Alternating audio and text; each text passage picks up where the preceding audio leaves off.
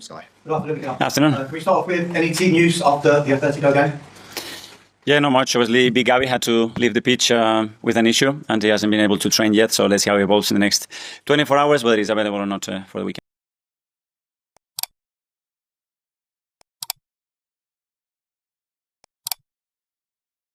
When you say, 10 years ago you sort of had this idea, can you just talk a bit about patience and maybe the frustration you've had along the way?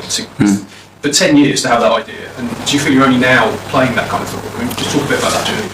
No, it's not about that football. It's using those moments. And if you cannot generate other moments, make sure that you use these ones. But I think it's something that relates as well to the culture of the coach, the environment, and then the players that you have, and everything has to be aligned. I mean, if you want to have certain approach to the way you play the game, for example, we are super aggressive, you better sign and educate and train situation when the team can deliver that, because if not, you want to be a team that do really with high press, you better be the best in the world at tracking back, because at some point the ball is going to break your press.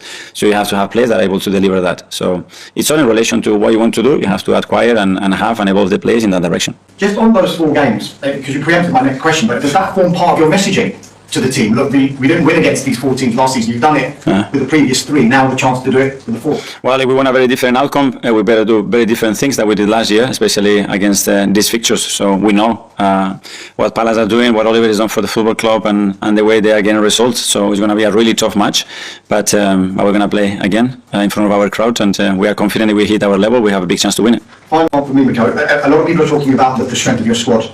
Just from the manager's perspective, does that bring with it its own challenges? Because I'm guessing it can't be easy for you to leave out players who maybe deserve to be in the team. And how accepting, on the flip side, do the players have to be to know, look, you're not going to play as much as maybe you deserve or you want to? Well, there are 2 sides to it. One, the emotional part and my attachment with the individual, with the person, and I would love to play all of them. But the second one, obviously, without a question of a doubt, I'd rather have this situation, the situation we had in the last few years, when at some point we're very short in numbers. So we have created a very strong environment, a really competitive and supportive environment that hopefully can challenge to be very competitive every game. That's the aim, and that's what we want to achieve, and we just all go towards that direction.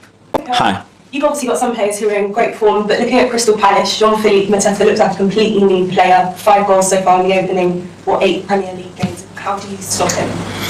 Well, first of all, is obviously what they do as a team at their level of organization. They have very clear intentions of how they want to attack and which moment they use to attack and to hurt opponents. So stopping the source is probably the best way. When you get into certain situation within in 1v1, you know that that is very prolific and it's been very, very successful, especially recently. So trying to avoid that. From their attacker to one of your attackers, Victor, of course, getting a brace midweek against Atletico. What was your conversation with him like after that? Of course, a lot of rumblings around. He didn't need a conversation. He just needed a hug and just look at him and enjoy how happy he was after the game. And I think we were all very happy because he fully deserves that. And just one on that, and obviously since he come here, he's turned into probably one of the best set-piece takers in the country. I mean, he's had comparisons to David Beckham. What would you say to that, and what do you think that says about it? Then again, I heard some quotes that he made about that this season position is changed a little bit, and I disagree with that because his position has evolved and he is becoming a total player. A total player has to be able to do as many things as possible, and he has the capacity to do that. So that's to evolve a player, to start to bring something else to the team, and especially when you talk about scoring goals, threatening the opposition goal, even better. And he's been instrumental in our improvement in that part of the game. My final one, 15 goals so far from the opening games. I know you're used to many questions being asked about the manner in which the goals are being scored, with 2/3 of them coming from set pieces. Are you at all concerned that it's only 5 from open play at this stage? No, that's because I don't see football like open play and set pieces. I see the game in a different way. Thank you. The trend in the Premier League generally is kind of moving more towards your way of thinking. Do you see teams copy it? I don't know, but it doesn't mean that it's more important. It's equally important. But what happens is what happens frequency in your games. And that's the things that you have to really dominate, and that's the opportunities to hurt your opposition. So we have to train and make sure that the things that are good for us happen very, very often, because it will be more difficult for the opponent. But I mean, I think everybody tries to do the same. Very good, thank you. Going on from that then, the set pieces, I mean, a lot of people say that Arsenal score most of their goals from set pieces. They still can't stop you. And yet football seems to be going more to teams who want to be like you, scoring from set pieces. How have you done and perfected this? With work. First of all, creating the culture, giving to that part of the game, the importance that it has, understanding that again football is evolving and the opponents are behaving against us, that we have to maximize certain things that happen very frequently. So something that happens very frequently better has a lot of value to us. So trying to maximize that and be effective. Just sticking with the theme of the midfield, obviously Martin Zuckerberg's comment, it looks from the outside like he's adapted amazingly to Premier League football. What would you say specifically he adds to your midfield that maybe you didn't have in previous seasons? Well, every player is different. We had some terrific midfielders here. He brings certain hierarchy, certain composure that it's very difficult to understand, and then the way he proceeds information and learns from the game and what is actually happening in the game at that speed is remarkable. And I think again about him, it was about unlocking certain spaces and his capacity to look further and to help the opposition when his teammates are further from the ball than himself, and then yeah, if he can add goals to it, even better. Crystal Palace next, I guess a big game for Havertz and Ødegaard in particular, his first game against his former club. What are his emotions like? What have you noticed? It's a big game for us because last season here we dropped some points, and it's the fourth game in a row that we're going to play against opponents that we drop points, and this season we've been able to beat them. So he focuses on that. We know that for Eps it's going to be a very special match with the history and what he did for Palace, but the focus is on the team.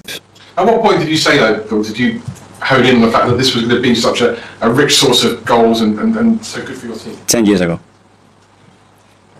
Explain. 10 years ago, I said, I think it has to be, I wasn't here, but 10 years ago, I said, it's a massive thing to do that, and I started to have a vision and try to implement a method and try to be surrounded by the best people to deliver that. Just a couple more. Firstly, on defence, Arsene Wenger's success, everyone thought was built around that real famous back four, David Seaman at the back. Are you trying to replicate that without copying and pasting? Are you trying to replicate that Arsenal success with a tight back four? I just go back to the history of football in general and the teams that they have the best defensive record most of the times, except for the last 3 seasons in the Premier League, which we've been. Normally you win the league. So just they go against those stats, but the stronger we are in that foundation, the bigger the probability to win games are. Last one. It's easy when you're a manager, things going wrong. I know what I need to put right. How easy is it to manage when things are going perfectly as they are now? And there's a temptation not to touch anything, or there's a temptation still to... No, but they are far from perfect, and there are a lot of things that we must do better. Obviously, there are a lot of things that we're doing very, very well, and we need to maintain that. So it's just about understanding that the margins to win football games at this level are very small. In certain moments, we had certain luck. In certain moments, we have fully deserved to win them, but that's not going to be the same trajectory all the way in the season, and we need to be prepared for that. So the more alert we are, the more urgency we have, the more desire we have for the next game, we're going to be in a better place to win the game. News on the longer term injuries in Mikel Arteta, Havertz, Jesus. Any news on time? They are all progressing really well. They are started to do certain activities. They are all super willing to be available as quick as possible, but at the moment none of them are yet in contention in the next week or so. And can I ask you about what it's like playing against a former club, as Everett James going to do this weekend? You, of course, played against Everton when you were to Arsenal. What challenges does that create for a player when they're playing teammates, former teammates, and former friends, of course, so soon after they've moved? There is something in your tummy. Obviously, there is history. There are a lot of emotion. There are very close relationships. You might think once you stepped in there and you go with that mindset, sometimes you have even more will to win. Because as well, obviously, you made that decision here to be successful and to achieve something else in your career. And I'm sure Eps is going to be ready for that. When you said 10 years ago, you saw the importance of set pieces. Was that because when you were, I think that would have been your last year as a player doing your badges, I assume. Is that because you saw where the game was going and you thought that was going to be a key part of the era of football that we're in now? Yeah, and because I went to City with the best manager in the world, and I could see where we could have improvements, and it was clear because at some point I was doing that, and I wasn't the best person in the world to do it. So if I'm not the best person in the world to do it, and the best method to do it, there are ways to improve it. And you could see that straight afterwards what started to happen. But it's not only obsessive that I'm the same with the defensive part. In every transition, I want to be the best. When it comes to chaos, I want to be the best. When it comes to positional attack, the best. When it comes to low blocks, the best. And that's the eagerness to constantly find ways to develop your team, to evolve your team, and to give your players more tools to be more unpredictable and especially more efficient. That's it. Incredible stat, 3 goals conceded in your first 12 games. It's the least in the history of the club. Is there a motivation to create more history, maybe even break Chelsea's record from back in the day? Yeah, we want that this kind of records that we are getting a lot at the end brings the silverware and the trophies that we want. But obviously, the more we can produce, I think the closer we're going to be to achieve what we want to do. And that defensive record is very good, but we need to be consistent. It's only just the start of the season, and the aim is to continue improving things, which we can do still, a lot of them to even better. We saw the Emirates on Tuesday, the light show and the integration of fans' phones. We also saw the messages at half-time and before the game started to encourage fans to get back into their seats as early as possible to create a supportive and intimidating atmosphere. How important is that element for you in potential title race and the impact it can have on games? Key, capital. One of the most important things. And I love that because we don't expect supporters to turn up to the stadium. We want them just to play the game with us, which is very different. In order to do that, you have to be in your seat. You have to be in your seat with a certain behavior, with a certain body language. And it's a good test. Sunday at 2 p.m., how are we going to turn up after a big Champions League? And we're going to go to another step and do something that we didn't do last year. Everybody has to turn into the stadium with that mindset. So that's what I want to see. Is there more to come from him then? Yeah, a lot more. And the more he understands his teammates, the timing of that, and those relationships built, I think we'll see another level still on him. Okay, with the last couple in the as live section. First, with James from GSPN. You said you don't see the game in open play as set pieces. Is a key part of it then the bit in between, the work you do in open play to then create the openings? And the other way around. I mean, the football is like this. Football doesn't stop, so it's all connected. If you want to see the game like this, okay, I don't. Do you Sitting with the defence, I know you conceded 1 goal from open play. I mean, is that better than you could have ever foreseen? And again, does that make Arsenal really intimidating to other teams? Well, obviously, it's something that that is super positive. If it's the first time that happened in our history, imagine how difficult it is to do it. So, yeah, we are very, very happy to be performing at that level in a really important part of the game, especially. And now it's about continue doing it. Is this phase 5? Sorry? Is this phase 5? No, but this is not about the faces. The faces, it was something else. I'll ask you about that. Okay. Phil from Pierre. I know you spoke a little bit about this earlier, but the Chelsea record of 15 goals conceded in that season. If Arsenal continue on the path you started this year, you'll be able to break that record. I mean, is it achievable? And if it is, what sort of message is that sending out to other teams about how tough Arsenal is to break that? You mentioned the word if 3 times in that question, and in football, if is too many ifs. It's so unpredictable already. So on top of that, you put ifs, then becomes extremely difficult. Focus on the things that we are doing. We are doing consistently well, and if we can improve them, and let's see where we are at the end of the season.